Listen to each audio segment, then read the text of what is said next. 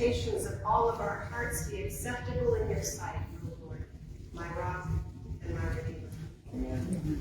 Please be seated. So most of you know by now that Jerry and I have in the next year not one but two weddings coming up.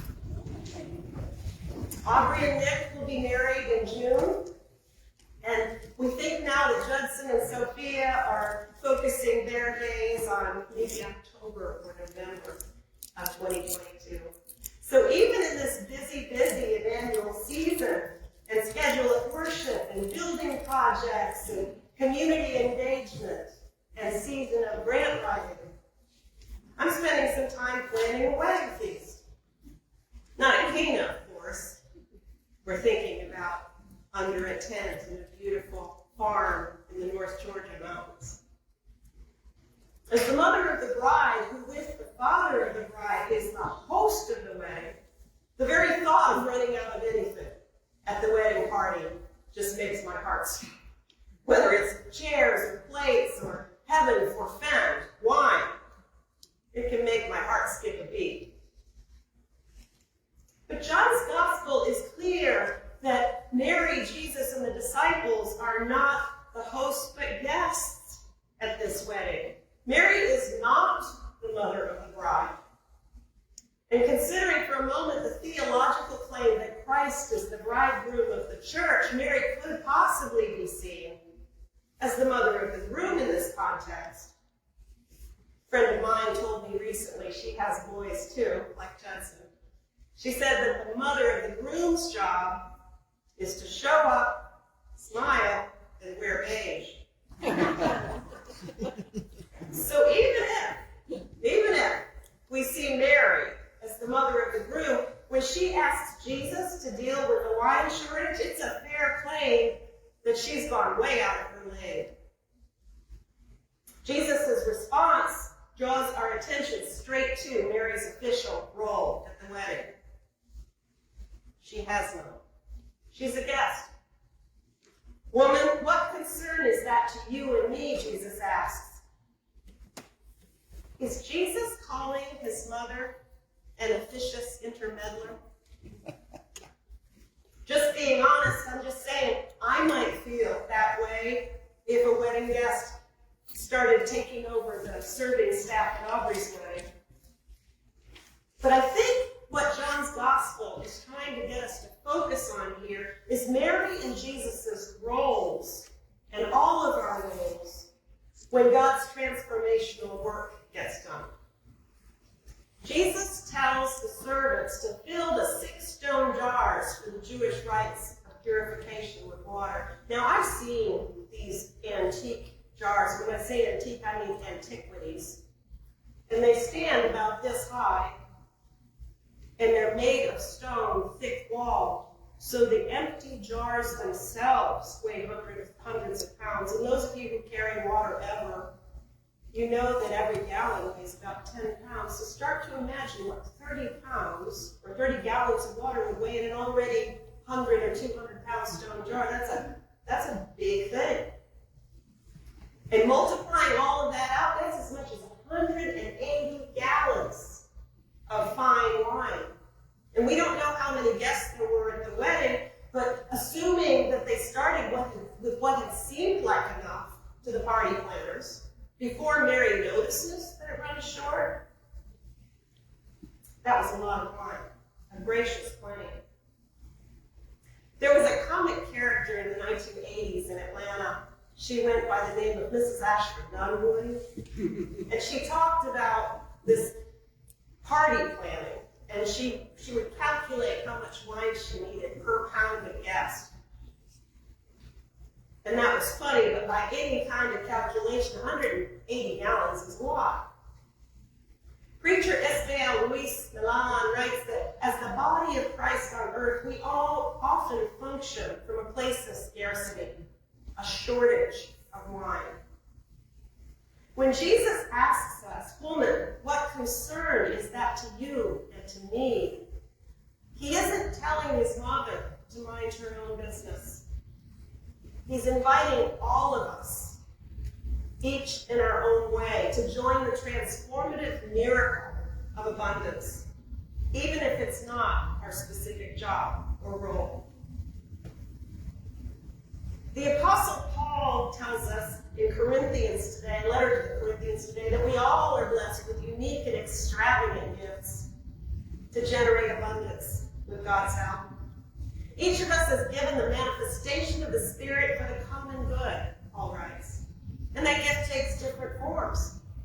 To one is given wisdom, another knowledge, another faith.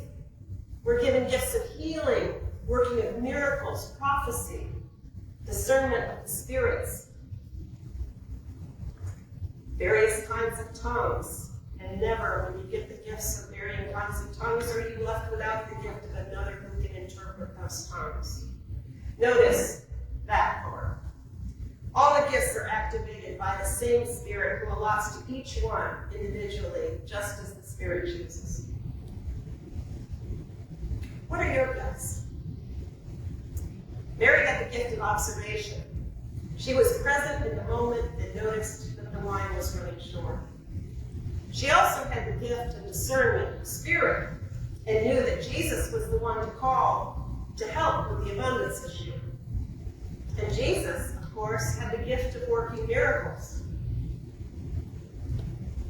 Often we don't know our own gifts. O.Z. Jackson helped us with a spiritual gifts inventory. Many of us offered our spiritual gifts with our financial pledges when we gathered in our pledges in October of this last year. I've seen many of our spiritual gifts in glory in these past weeks. Your vestry has been working hard to complete grant applications for some of the major capital needs that we have at Emmanuel Church. We need to replace the furnaces that have reached the end of their useful lives. The stained glass windows of the chapel have begun to buckle and lose panes.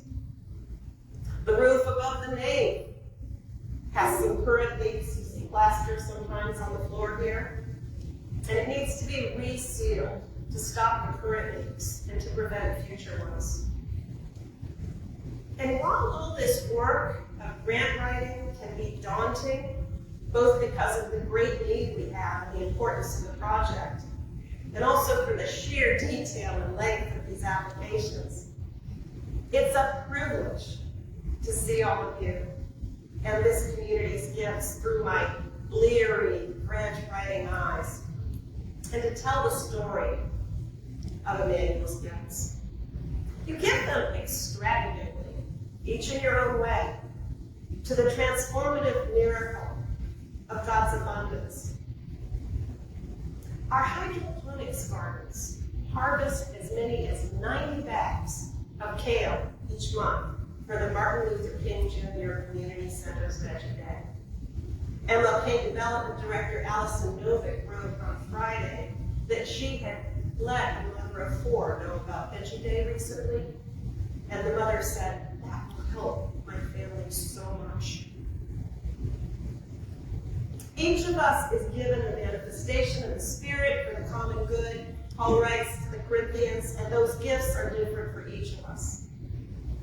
The property committee in care for the building, the Flemings in care for the grounds, Dave and Liz in budget and accounting, Judy in dusting and polishing, Bobby in acolyting, Sandy and Brian in altar gilding, the choir in singing and rehearsal, the executive committee in planning and policy, the vestry in staying informed, lectors in reading, and intercessors in praying, and all of us in making the commitment to show up and be here together. These gifts of the Spirit, all different but working together, create the miracle of abundance that changes water into wine.